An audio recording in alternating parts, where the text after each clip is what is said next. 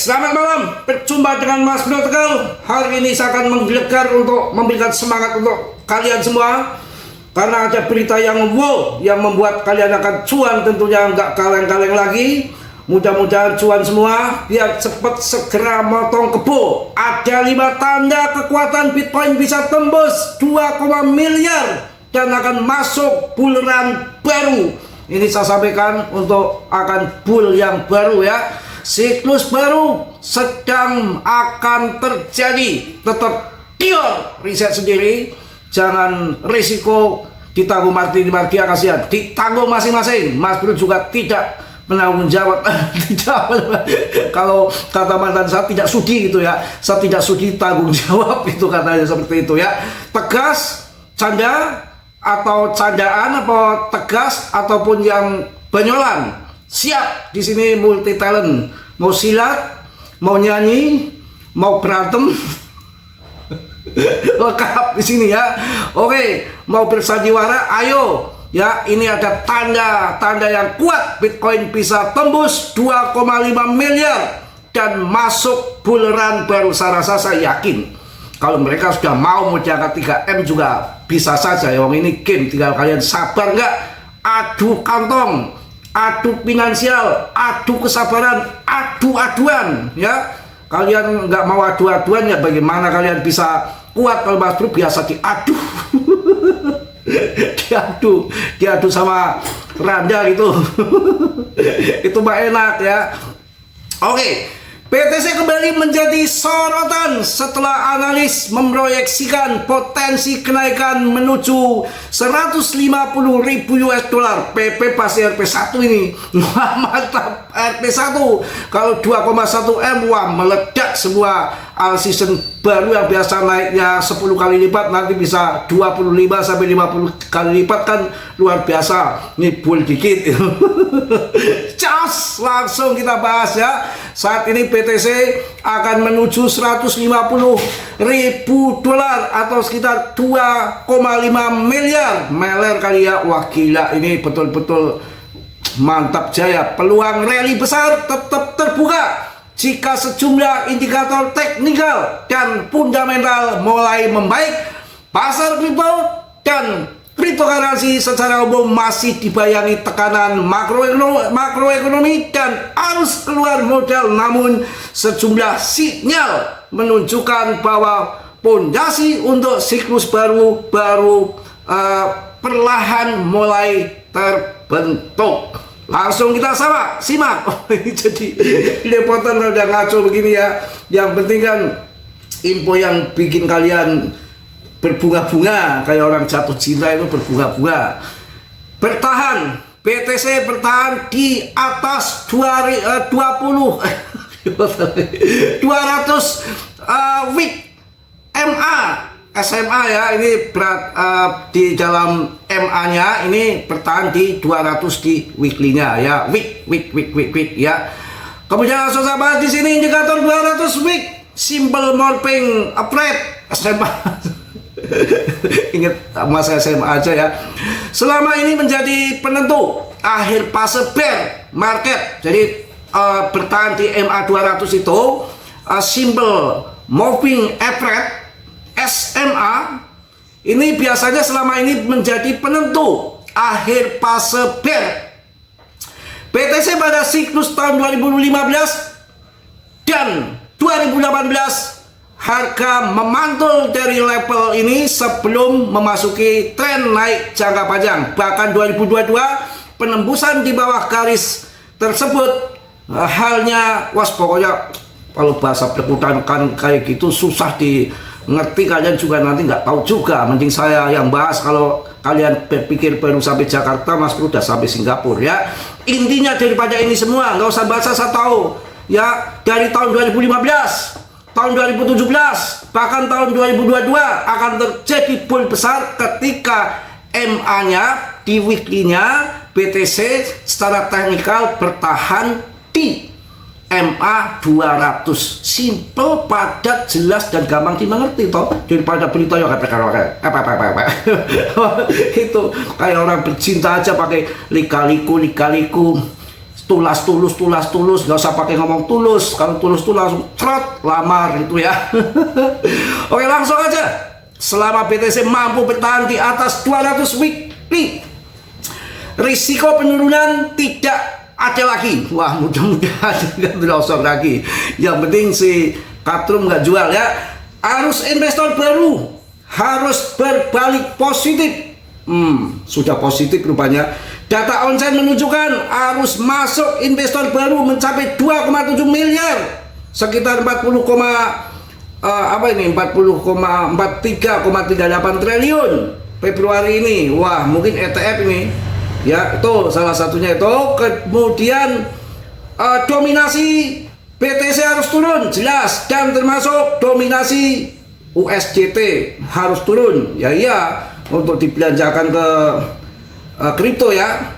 Mantep kan? Dominasi Tether harus turun di pasar kripto, meningkat di kisaran 8,5% sampai 9%. Kenaikan ini menunjukkan investor lebih memilih menyimpan dana di stablecoin dibanding mengambil resiko. Secara histori, penurunan dominasi USDT sering diikuti rally kuat BTC karena ada korelasi terbalik.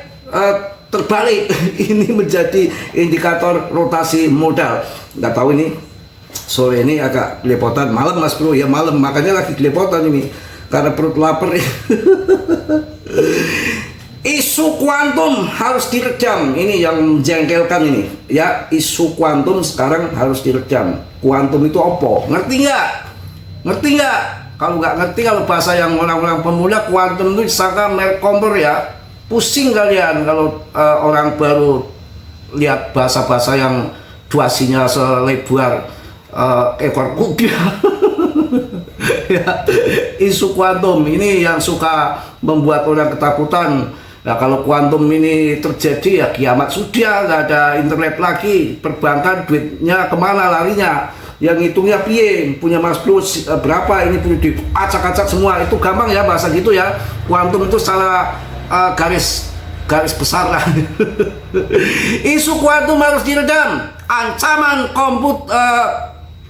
komputasi kuantum terhadap sistem kriptografi Bitcoin kembali menjadi perhatian. Sejumlah analis menyebut sekitar 25% alamat BTC berpotensi rentan dalam skenario ekstrim. Meski demikian, para ahli mulai ancaman tersebut masih jauh dari realisasi praktis. Estimasi menyebut risiko nyata baru muncul dalam 40 tahun lagi. Aman. Ya kalau kuantum terjadi bagaimana? Ya bank bisa diakses, saya umpamanya diakses sana, punya Batram pindah ke saya. Kacau kan? Ini beritanya menarik, akan terjadi 40 tahun lagi katanya baru akan realisasi itu ya. Tapi nanti setelah 40 tahun barangkali nanti setelah 100 tahun bisa saja. Ini kan sama juga bunuh diri, nggak mungkin juga ya, tetap akan diawasi lah ya. Ibarat semua negara kan hampir ya, nggak semua negara ya, yang negara-negara yang gagahan itu pada nuklir kan. Ya itu kalau nuklir itu kan sebetulnya kertakan saja. Coba si Putin meluncurkan nuklir, negara yang itu aja si Jungkong si Korea Utara aja nggak berani, US gagal nggak berani, coba ledakan. Kalau nggak mati bareng-bareng, dia juga berpikir dong bunuh diri massal ya. Omong kosong nuklir ya. Itu ancaman kuantum yang bikin dihembus-hembuskan dari kemarin-kemarin, ternyata sudah diredam sampai 40 tahun lagi baru ada ancaman katanya. Kemudian ini yang penting, pemangkasan suku bunga The Fed.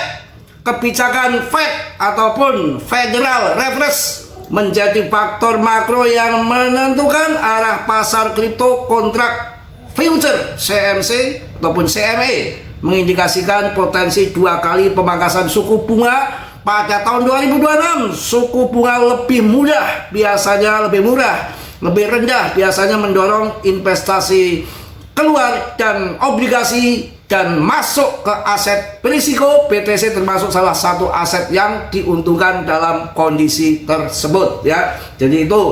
Jadi ada Fed yang akan pangkas suku bunga 2 kali lagi di tahun 2026. Siapin karung, kantong, beli kebo ya. Oke.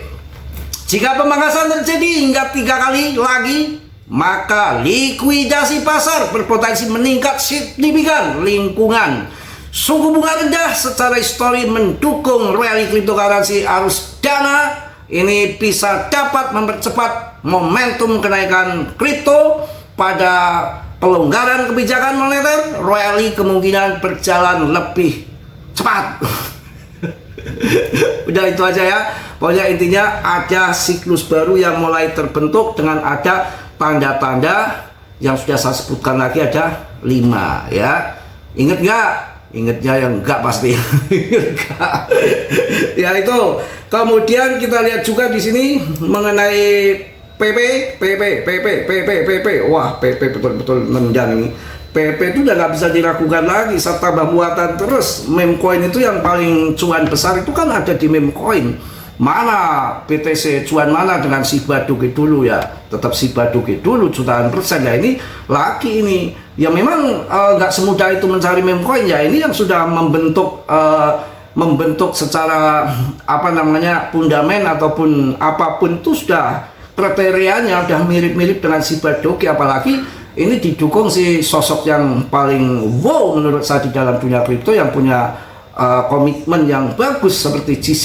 Itu saya yakin akan diangkat gila-gilaan ke depan, asal kalian sabar saja, jangan mudah CL, jangan ikut-ikut Pak Setiawan sama Pak Wijaya kemarin mau CL, mau CL, wah nggak bisa kawin nanti CL. Ya santai aja, slow ya. Selama matahari masih terbit di sebelah timur kok, ya tenggelam di sebelah barat masih aman. Apalagi kita mau puasa ini, mau banyolan, mau ngocol, mau belum puasa. Nanti kalau udah puasa ya mungkin saya alim dikit lah.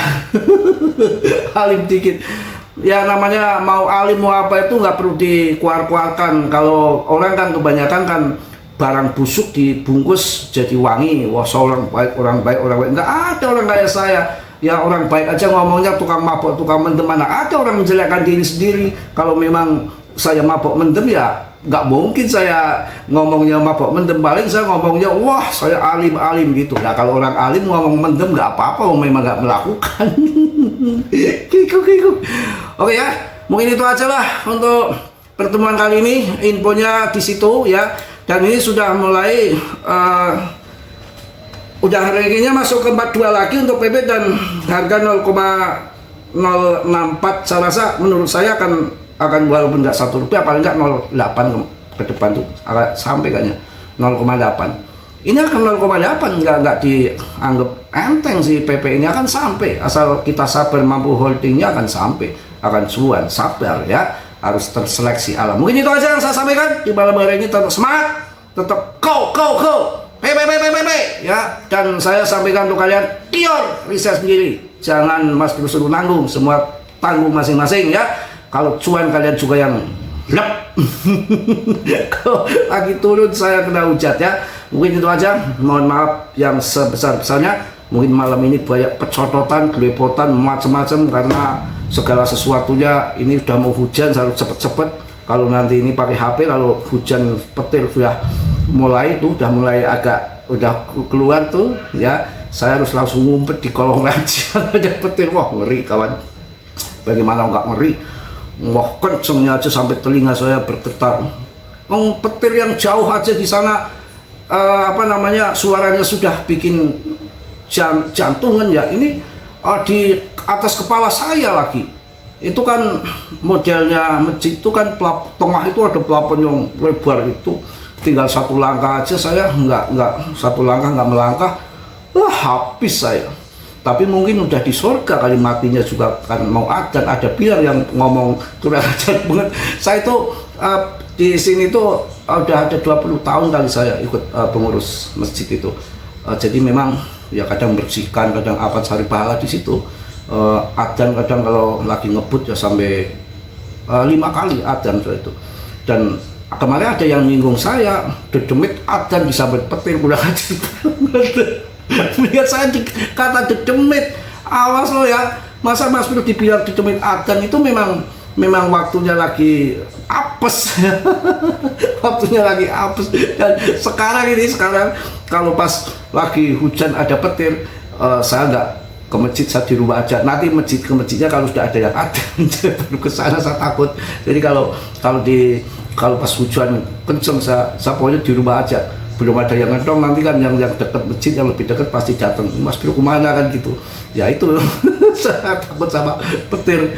Oke, mungkin itu aja, mohon maaf yang sebesar-besarnya malam ini, gelepotan yang gak karuan. Yang penting tetap intinya PP menuju to the moon dan ada bull run siklus baru ya. Salam dari Tegal Mas Bro, assalamualaikum warahmatullahi wabarakatuh. PP News.